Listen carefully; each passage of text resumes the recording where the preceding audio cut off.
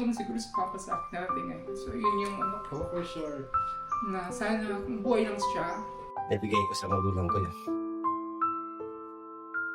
Pinapangarap ko para sa kanila. Yun. Unang-una ko talaga bilhin yung bigas. Bahala na yung iba dyan. Basta importante sa akin yung bigas. Meron kasi akong pakain. Ayaw ko rin na maramdaman nila na malungkot ako doon. Ayaw ko na kinakaawaan nila ako.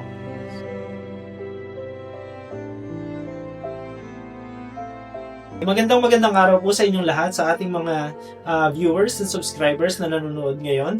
At napakaswerte po natin ngayong araw dahil napagbigyan tayo ng isang interview mula sa isang part ng PB team. And of course, siya po ay mas matagal na din na parte ng Pugong Biyahero. Kaya naman, ngayong araw ay mas makikilala pa natin siya ng mas malalim. Ang mga pinagdaanan niya. At ngayon we have PB Peter Paul. Hello. Hello, magandang araw po sa lahat at pagpasensyahan nyo na. At ganito yung unexpected kasi akala ko po akyat tayo ng bundok, akyat kami ng bundok ngayon.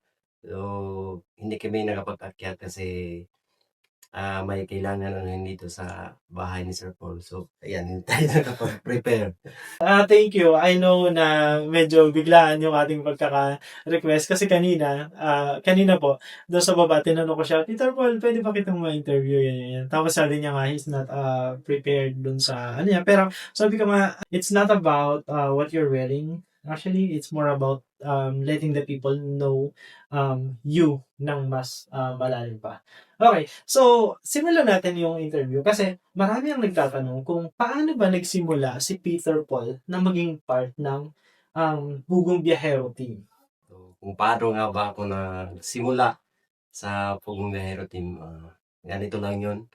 So, nung wala pa si Sir Paul dito kasi, ayan, nagsisimula na tayong gumawa ng mga bahay, nagkukontrata na din ako ng mga ganito. Pero hindi lang ganun kalaki.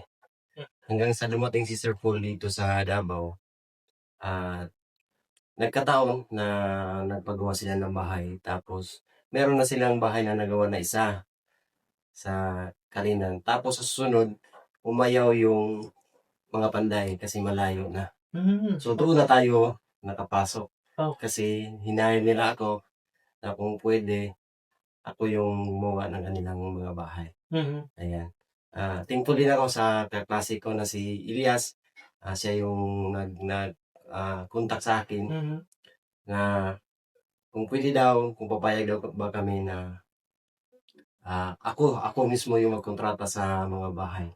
So ayun, ang kauna-unahang bahay na ginawa natin kay Irene, kung naalala niyo po. Yes. Irene, yung doon din ako nagsimula na makapasok sa team hanggang sa ayun na nga, may mga pangyayari na si Nonoy ay umuwi tapos wala na silang driver. So, doon ako nakapasok ng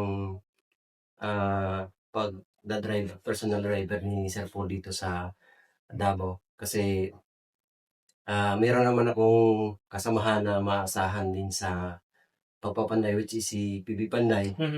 So, ayun yung time na nakapasok ako sa although PB team naman talaga ako nung sa simula ng Panday, recognize na nila ako as PB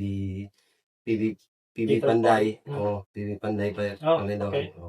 So, hindi lang tayo masyadong na kita sa camera kasi paminsan-minsan lang tayo mapuntahan nila, mabisita. At saka hindi pa din ako nagbablog doon.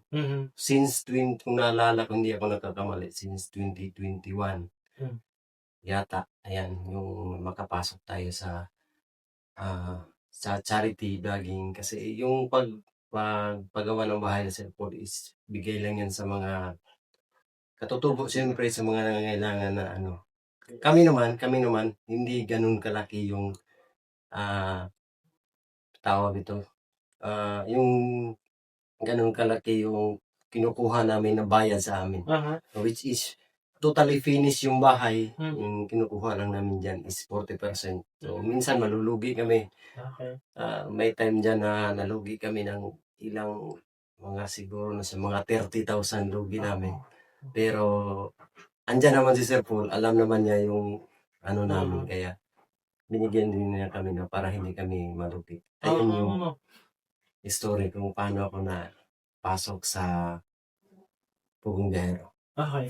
So, bago tayo pumunta dun sa pagiging driver mo ng PB team, siguro balikan muna natin yung nag-start ka sa pagiging panday. So, parang hindi inaasahan, kumbaga, na ikaw ay kukontakin para dun sa isang project ng Pugong Biyahero. Nung kinontak ka ba, alam mo na ba na si Pugong Biyahero yung kliyente, yung nagpapagawa ng bahay? Alam ko na si Sir Paul, si Pugong Biyahero na Mhm. ang kukuha sa akin. Mhm. Kasi sinabihan ako ni Ilyas. Okay. At saka, di ko alam kung, ang hindi ko lang alam na ganun pala kasikat Oh. kukuha na, Okay. na gagawa natin ng bahay para sa kanilang charity. Mhm. So, ibig sabihin noong mga panahon na yun, hindi ka pa masyadong exposed dun sa mga charity vloggers na kagaya ni Pugong Biyahero. Kumbaga, Yes, tama. alam mo siguro na, vlogger yan, pero hindi mo alam na ganun kalaki na pala siyang vlogger ng panahon na yun. Or Yes. dahil nagsisimula pa lang din siya sa Davao. O, parang ganun na nga. Mhm. Hindi ko alam na ganun na pala siya ka-famous. Nabanggit mo kanina na, kumbaga, hindi sinasadya ang pagkakuha sa iyo bilang panday ng bahay ni Irene. 'Di ba? So, sinabihan ka ni Elias, tapos until, ayun, ikaw na yung gumawa ng bahay. And then, all of a sudden, biglang nawala naman sila ng driver, ang Pugong Biyahero team, which is dati si Nonoy. 'Di ba? Yes. Tapos, ikaw ay skilled driver. Tama ba ako? Yes, tama. Dahil dun sa mga dati mong experience, nagda-drive ka na din talaga. Ano yung mga dinadrive mo halimbawa? Ayan, yung dati kasi, nung hindi pa ako sa Pugong Biyahero. Ang unang trabaho ko talaga is mechanic. Mechanic, and then naging sa mga heavy equipment operator ako, naging payloader operator, naging backhoe operator, naging prime mover, driver, kung tawagin yung malaking sasakyan. Tapos naging mixer driver. Oo. Ayan.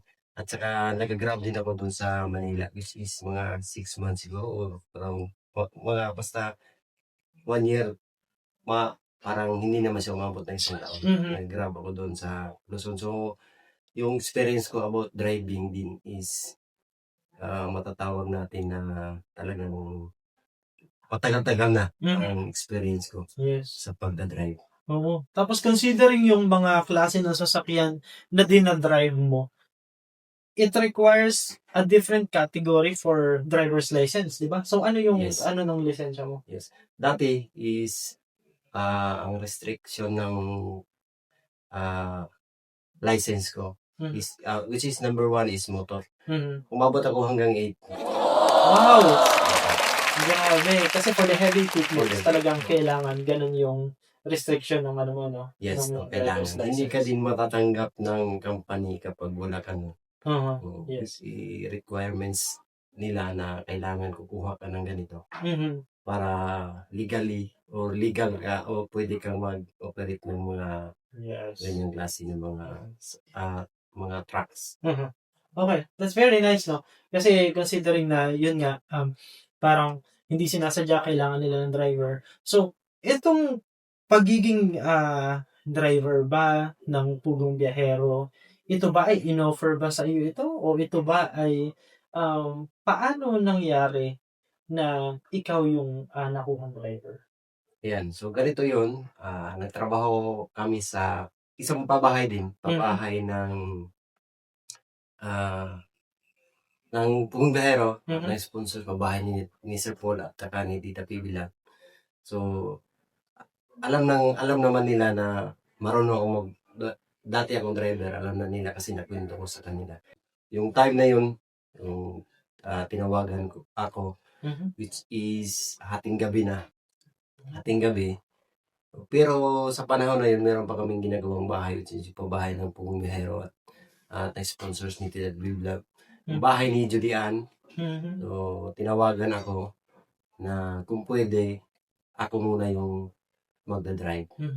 So, hindi ko alam kung ano yung reason. Nabigla din ako sa pag-ano na kailangan nila ng driver. So, ayun, bumiyahe ako, madaling araw, mapag-drive lang sila. Tapos, di ko alam kung tuloy-tuloy na ba yun. O yun lang na time Minsan nila lang. ay kailangan nila ng driver. Pero, yung sinabi nila sa akin na maghanap ka na ng boarding house, doon ko na nalaman na ako na yung Pang matagalan na. hindi ko din alam kung matagalan na ba talaga. Basta kung ano lang yung sabihin nila na mabiyahe tayo ngayon. Yun yung nagsimula ka na maging driver ng Pugong Oo. Biyahero Team. Pero noong panahon na yun, nagsimula ka na rin bang mag-vlog or it takes time bago ka nagsimula na mag-vlog ng sarili mo at maging si PB Peter Paul? Yan. So, about vlogging naman, is nung hindi pa ako naging driver ni Sir Paul, is nag-start na kaming nag-start na akong mag-vlog. Doon sa naalala ko bahay ni Althea. Ayun, sa bahay ni Althea. At saka sa bahay ni Lula Yugan. Ayun. At saka nung nagsabi kasi si Sir Paul na uwi na sila ng Manila, doon pinromote kami lahat. Okay. Which is Piking Bombay, lahat ng team, kami lahat pinromote. So, sinabi na Sir Paul, support nyo sila, support natin, kasi sila yung maiiwan dito sa Davao. Kasi yun nga, ang sabi ni Sir Paul, pabalik na siya sa Manila or sa Luzon. Yun. Kaya, ang sinabi ni Sir Paul, silang lahat dito, siguro nasa mga kami, ako, si Bibi Panday, si Bibi Timnoy, si Mang Ili, si Piging Bombay. Ayan, 5 kami. 5 kaming pinumot ni Sir Paul. Ang sabi ni Sir Paul, sila yung maiiwan na magcha-charity dito sa Davao. Ayan, Okay. doon kami nag-start, pero hindi kami nagsama-sama. Until nung time na bumalik si Sir Paul dito, kaya doon ako na lagi araw-araw sila kasama. Okay. So, nung mga panahon na wala si Sir Paul dito, nag-iba-iba kayo ng parang vlogging, nagko-cover din kayo ng charity. Doon ba nagsimulang lumaki yung following, yung subscription, yung mga nagsusubscribe? Nung wala pa si Sir Paul dito, hindi ganun kabilis. Hindi ganun kabilis yung subscription, hindi ganun kabilis na umangat yung channel namin, channel ko. Actually, nung tumaas lang siya nung pagbalik ni Sir Paul dito. Talaga siya unti-unting umangat doon siya. Nakikita nila na yung mga ginagawa namin. Tsaka mga pinupuntahan namin lugar, napaka-risky. Ayun. Kasi yung nandito pa kami, is wala akong masyadong vlog na as charity na para sa akin sarili. Okay. Ang ginagawa kasi namin nung sinabi ni Sir Paul na babalik siya dito sa Davao, pinrepair namin yung babalikan ni Sir Paul. Pinuntahan namin halos lahat ng bundok, halos lahat ng kabundukan na sa Mindanao. Okay. Inikot namin yan para ma-prepare yung pagbabalik ni Sir Paul dito. Kaya, ayun, nung pagbalik ni Sir Paul dito, alam na namin kung saan kami pupunta. Inisa-isa namin yan. Inisa-isa namin Talaingog, Santo Tomas, Laak, Bukidnon, Surigao. basta halos lahat ng na na vlog Sir Paul. Pinrepair namin yan para pagbalik ni Sir Paul, alam na namin yung mga pupuntahan namin. That's Ganun very yung nice. namin. Kasi para sa akin kasi wala akong kapasidad na mabigay magbigay sa kanila yung tamang matanggap nila, tamang tulong kasi yung channel ko is napakaliit. So kay Sir Paul kasi ando na alam namin na si Sir Paul ang makapagbigay ng mas maayos ganyan. Gaya ni na Russell. Puntahan na namin yan. Pero hindi namin nakita si Russell yun. Yung mga lugar lang na itong lugar na to. Ayan. Ayun yung ginawa namin. Bali, nag-scout muna kami ba para kay Sir Paul kasi alam namin yung tulong mas malaki yung mabigay niya kumpara sa amin. Yes. And gaya na sabi mo, noong mga panahon na yun, hindi mo pa nakita, for example, si Russell or the other scholars. Kumbaga, yung mga lugar na pinuntahan ninyo, pagpunta doon ni Pugong Biyahero, saka siya yung nakakita doon sa mga bata, doon sa mga scholars na tutulungan. May ganun ba yan? Which is kami ba din kasi sabay-sabay. Kasama kayo. Kami na. Kasama kayo. Kasama na kami kasi yung inano lang namin doon, ang in-scout lang namin, kasi makikita mo yung mga bahay nila ay nakubo lang. Tapos, ayan. So, ito, parang lahat-lahat ito yung babalikan namin pag ni Sir Paul. Babalikan namin tong lugar na to. Dito na kami maghatid ng tulong. Lahat sila dito. Mahatid ng tulong ng Pugong Biyahero. Actually, nagpagawa si Sir Paul doon ng umabot ng 60 houses. Wow! 60. Doon na part sa pinuntahan namin. Okay. So, pag-usapan natin yung pagdating ni Pugong, pagbabalik ni Pugong dito sa Davao, kung saan doon na nagsimula yung mga scholars and yung mga karagdagang bahay pa. Ano yung isang pangyayari na para sa US pinakamahirap o yung pinaka-challenging na nangyari doon sa pag-charity ninyo? Pag sa charity, siguro, as a driver ha, yung bali na stranded kami sa isang lugar na di namin alam kung makakauwi kami ng gabing yun. Yun siguro. Kasi nasa bundok pa kami. Grabe yung ulan. Tapos hindi kami makatawid. Tapos yung lugar is critical. Alam kong critical. Hindi ko nalang bagitin yung lugar. Napaka-critical. Kaya talaga. Lumantay kami ng ilang oras. Which is gabi na. Hintay kami na makatawid lang. At saka inano talaga namin. Yung parang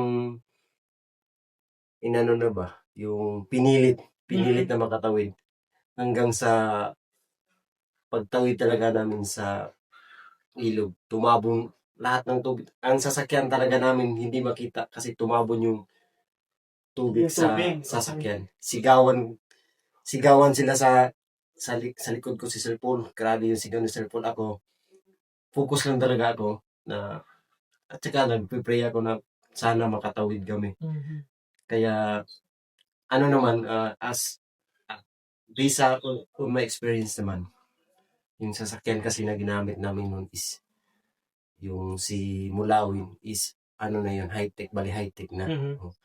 In-upgrade ay inuun ko na lahat ng mga power mode na ganyan, 4x4 para kahit na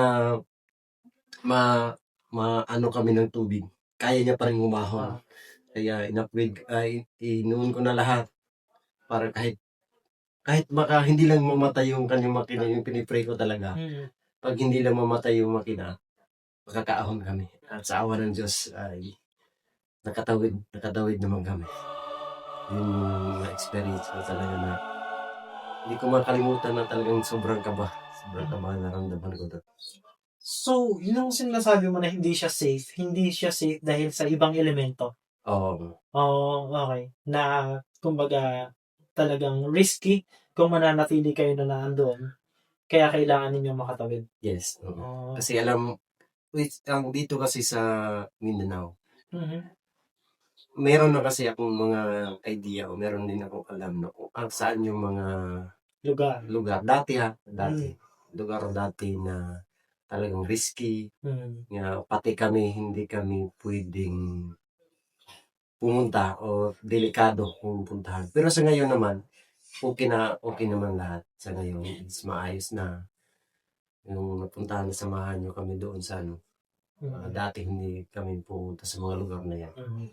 Kumbaga, ang laki na nung naging pagbabago in terms of yung safety ng mga pumupunta doon. Ngayon, hindi na kasing delikado ng kagaya noong mga panahon na yan. Yes. Which is nung, ano kasi, ang Davao, ang laki nung pinagbago nung merong naging isang presidente na taga Mindanao o taga Davao. Yeah. Kasi lahat ng bundok, ginawa ng daanan. Sa yung mga kagaya ng mga ibang ano, sabi mo, iba yan yung ano. Hindi ko lang alam kung ano learning term. Basta, nagbalik loob sila sa Kapamahalaan. Tungkol tayo sa So, kumbaga, mas naging peaceful na. Kaya, kumbaga, kung kukumpara natin yung hirap noon sa pagpunta sa mga lugar na yun dati, ibang-iba na ngayon dahil ngayon mas mapayapa ka na makakapunta at makakapasok sa mga lugar na Yes, tama.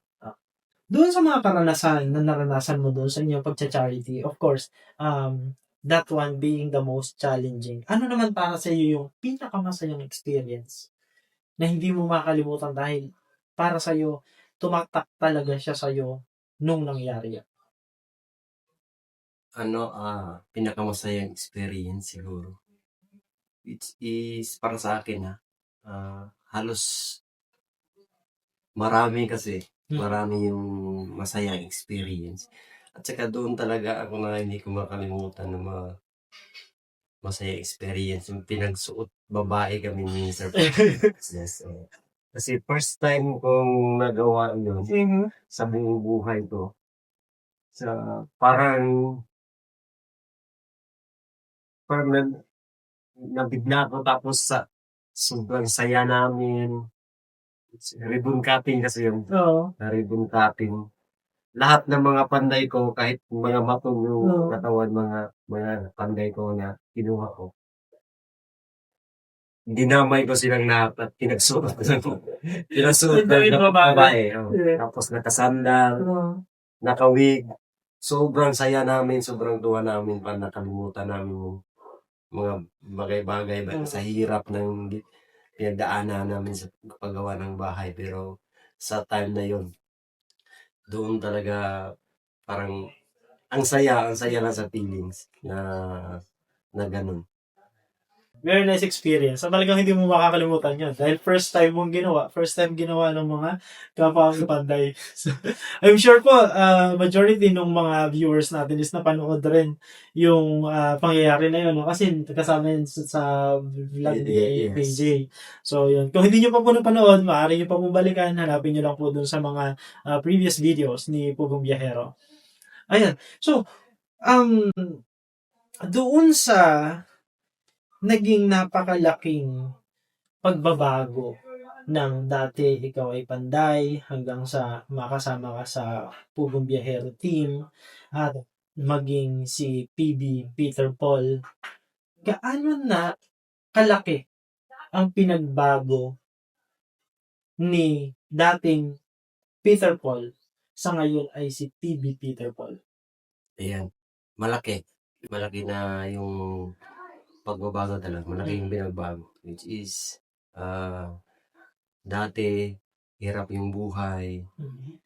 Ngayon is, hindi naman sa matatawag natin na hayay, pero nakakaluwag.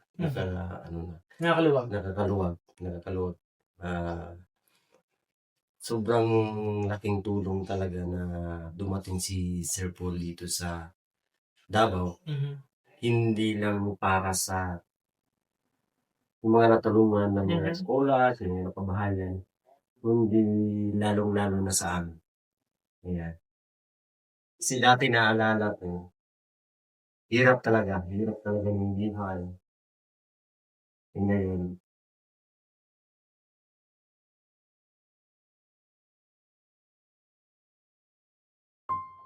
hindi ko ma-explain. Malaking ginhawa kumpara sa dati. Mare. O, parang ganun na nga. Mhm. Parang napupuntahan ko yung mga lugar na